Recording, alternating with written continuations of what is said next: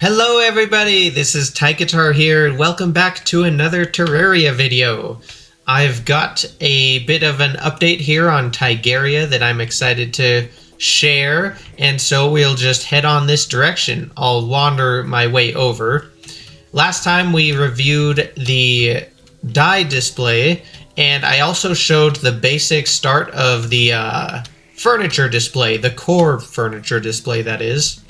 And I've since been able to wrap that up and also complete 3 important other sections to go along with the furniture there. So here's the die that we visited last episode, and now we have the more complete furniture display, which I need to label here, evidently.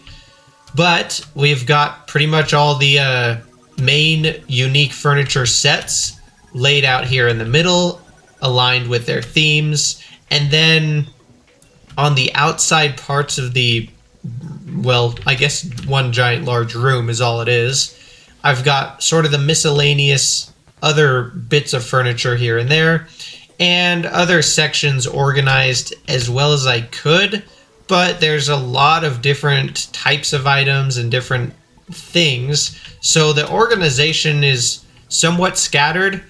And it definitely doesn't exactly feel like a flushed out, detail-oriented, totally textured build, but it's a big room that displays pretty much all of this furniture, is the goal anyway. Up at the very top, we've got the crafting stations of various kinds. One large window right in the center with just some skyware block decorations here to create some little designs. They actually turned out pretty cool. I like that with the gold lamps. And then we'll kind of drop down the right hand side. We have the gravestones, which I have prevented the graveyard biome from spawning by hiding echo painted sunflowers all over here. You can actually see if I just toggle my glasses real quick, the goggles. Have a few windows, and then here are the miscellaneous lanterns that don't go with unique furniture sets. And here we've got torches, all of the different torch types. I decided to do a cool little thing with a shift register. So with this switch, you can toggle through all the different colors of torches and then see what light color they offer. I'm pretty glad to be able to include stuff like that now after completing Gridlock.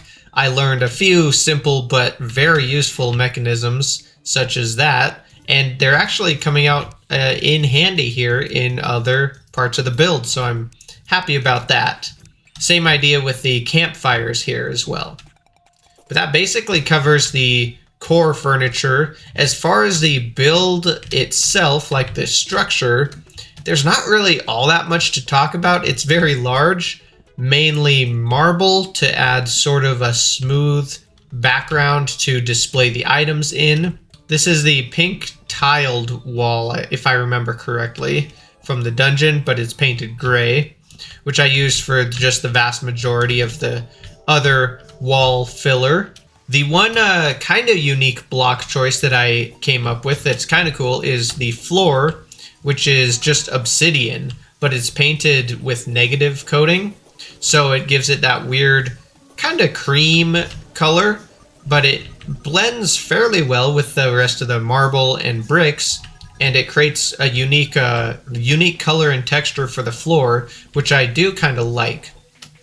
The main important thing, though, that I like about it is the obsidian does not blend with the actuated blocks of brick at the bottom of these pillars, so that makes them come together a little bit nicer there.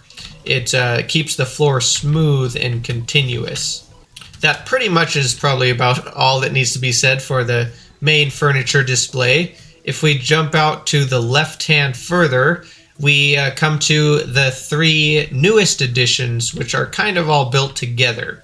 But on the bottom here we have the banners. So there are 306 banners that I have displayed. That is all of the enemy banners, plus the 23, if I remember correctly, of the crafted / naturally generated banners. But the hallway extends down to show all of the enemy banners. I did double up the stack in the middle here with sections that are organized just basically how it's laid out on the wiki. I didn't find much that I needed to improve on, but I did lump a few of the sections together. But it creates a kind of cool array where you can just run down the whole hallway and see all the banners. It's relatively simple in furniture, which I think is good because it keeps it clean enough and highlights the banners themselves. So I do really like this hallway and how it turned out. The other thing in the middle is this weird staircase that you can take upwards, which takes you to kind of another ground level that I created on top of the banner hall. And this is where we can split off to the two remaining furniture sections of statues, where we have all 117 statues plus 10 fountains displayed here in this kind of cathedral-like design. It turned out pretty cool though.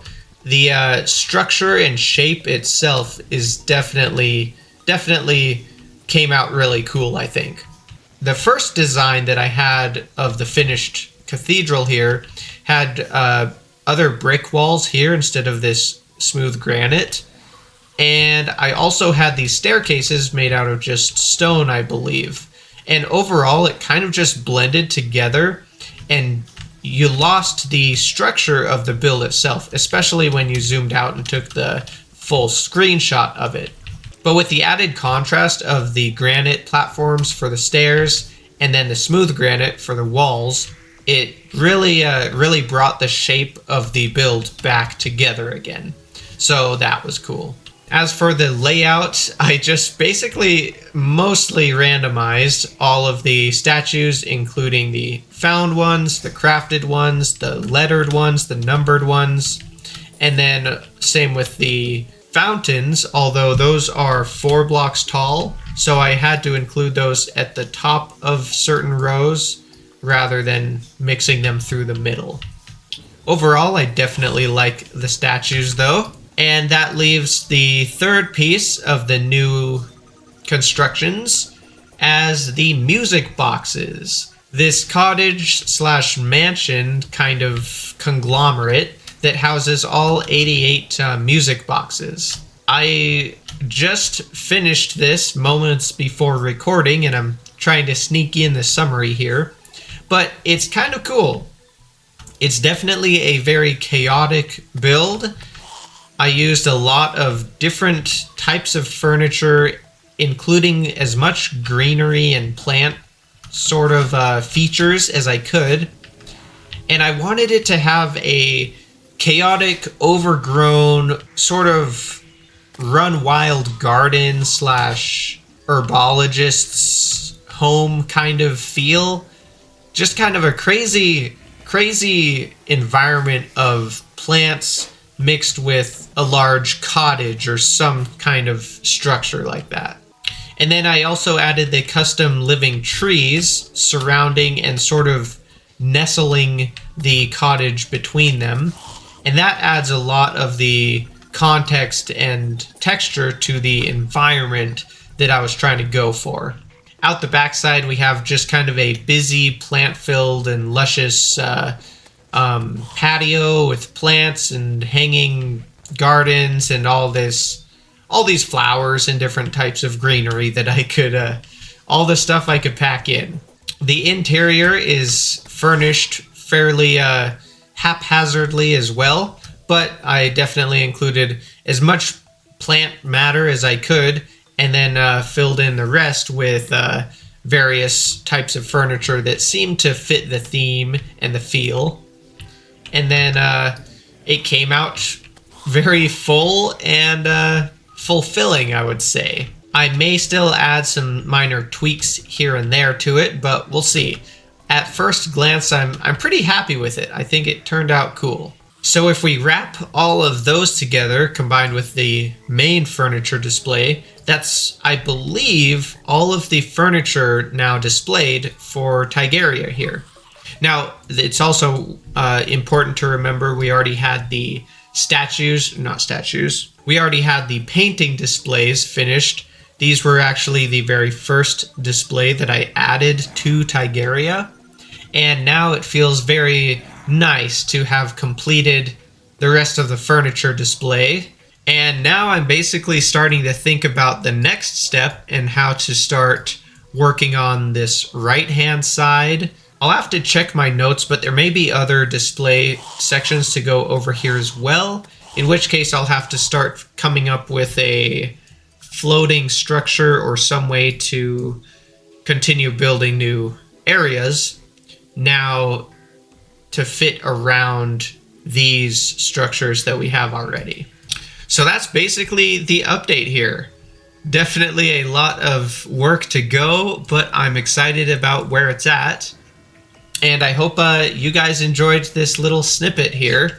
But before we go, I do need to share the song of the episode, which is going to be Head Above Water by Men Without Hats. So be sure to go check that one out and give it a listen if you haven't already heard it. And other than that, I really appreciate you taking the time to check in here. I hope you enjoyed the video, and I hope you have an outstanding rest of your day.